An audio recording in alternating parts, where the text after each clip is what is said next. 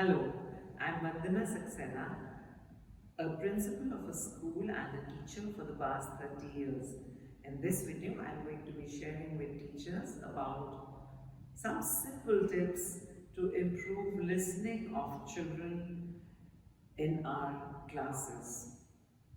One of the main problems that has come up, especially during the online classes that happen so frequently during COVID times, was that when children have come back to class, they have stopped listening.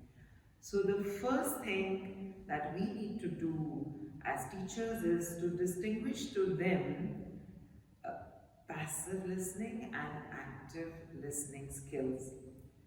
Passive listening can be something like if a child was attending an online class but simultaneously sending some messages or listening to some songs or watching a video. So at that time, the teacher cannot say that the child is not listening to him or her.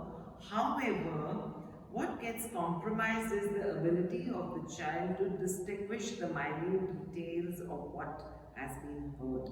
Passive listening mostly confuses the child further, and though the children may gain some information from it, but for the information to be converted into knowledge, that ability to distinguish the content that has been heard has to be kept alive, and children must be encouraged to be active listeners. So active listening is about hearing what the other person has to say and responding and engaging with what is being said.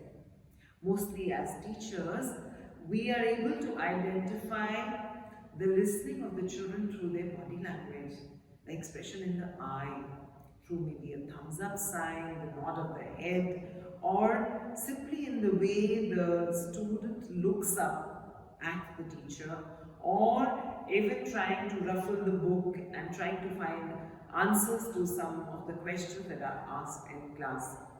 If the child is actively engaged in learning within the class and listening to you, those signs are visible to us as teachers.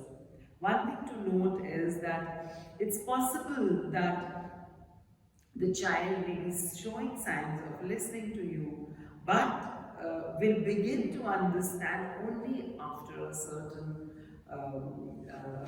amount of time has lapsed from the beginning to the end. It's never ever possible to listen completely to the other person. But that right moment when you make a connect with the child, that learning automatically happens. And that connect can happen if we can engage the children in active listening with us. Now this is so far as individual work with children in class is concerned. Sometimes we involve the children in group activities. How do we ensure that the children are listening? A very good way is to set a time interval clock if they are working in groups and collaborating with each other.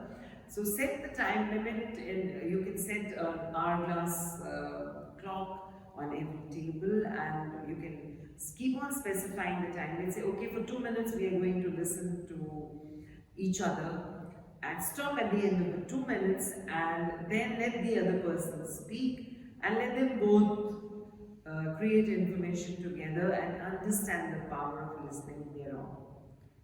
For group presentations, it's a very good way to ask for 3 takeaways at the end of the group presentation and wait for the audience or the children to come up with those 3 takeaways before you move forward to the next part of the presentation.